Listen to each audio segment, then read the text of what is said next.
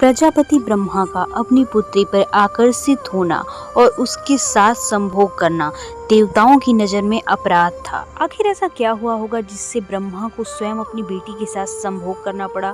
क्यों अपनी ही पुत्री की ओर इतने आकर्षित हुए ब्रह्मा? इससे पहले कि आप वीडियो में पूरी तरह से खो जाएं, मेरे चैनल मंदिर मिस्ट्री को सब्सक्राइब कर लीजिए।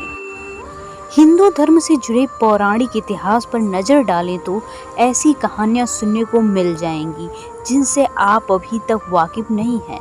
विस्तृत इतिहास होने की वजह से कुछ घटनाएं छूट जाती हैं तो कुछ नज़रअंदाज कर दी जाती हैं। इन्हीं कहानियों में से एक कहानी सृष्टि के रचयिता ब्रह्मा का अपनी बेटी के साथ विवाह करने की घटना। ये बात तो हम सभी जानते हैं कि त्रिदेव के हाथों में सृष्टि की बागडोर है।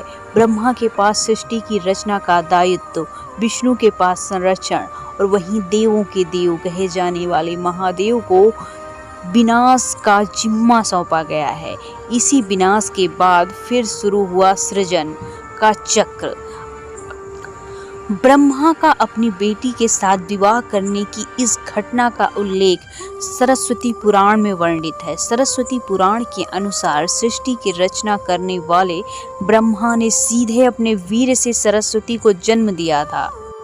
इसलिए ऐसा कहा जाता है कि सरस्वती की कोई माँ नहीं थी, केवल पिता थे और वो थे ब्रह्मा। सरस्वती को विद्या की देवी कहा जाता है, लेकिन विद्या की ये देवी बेहद खूबसूरत और आकर्षक थी। स्वयं ब्रह्मा भी सरस्वती के आकर्षण में खुद को बचा नहीं पाए। उन्हें अपनी अर्धांगिनी बनाने का विचार करने लगे। सरस्वती ने अपने पति और पिता की इस भावना को भांप कर उनसे बचने के लिए चारों दिशाओं में छिपने का प्रयत्न करने लगी, लेकिन उनका हर प्रयत्न बेकार साबित हुआ। इसलिए विवश होकर उन्हें अपने पिता के साथ विवाह करना पड़ा। ब्रह्मा और सरस्वती करीब 100 वर्षों तक एक जंगल में पति पत्नी की तरह रहे। इन दोनों से एक पुत्र उत्पन्न हुआ जिसका नाम रखा गया था स्वयंभू मनु। इसके उल्टा मत्स्य पुराण के अनुसार ब्रह्मा के 5 सिर थे। कहा जाता है कि जब ब्रह्मा ने सृष्टि की रचना की तो वो इस ब्रह्मांड में अकेले थे।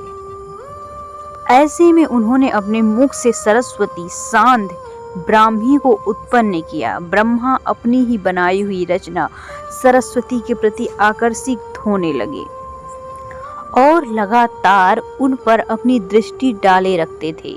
ब्रह्मा की दृष्टि से बचने के लिए सरस्वती चारों दिशाओं में छिपती रहती थी, लेकिन वह उनसे बच नहीं पाई। इसलिए सरस्वती आकाश में जाकर छिप गई। लेकिन अपने 5वें सिर से ब्रह्मा ने उन्हें आकाश में भी खोज लिया और उनसे सृष्टि की रचना में सहयोग करने का निवेदन किया। सरस्वती से विवाह करने के पश्चात सर्वप्रथम मनु का जन्म हुआ। ब्रह्मा और सरस्वती की ये संतान मनु को पृथ्वी पर जन्म लेने वाला पहला मानव कहा गया।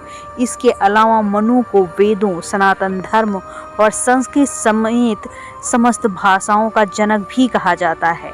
प्रजापति ब्रह्मा का अपनी पुत्री के प्रति आकर्षित होना और उसके साथ संभोग करना अन्य सभी देवताओं की नज़रों में अपराध था।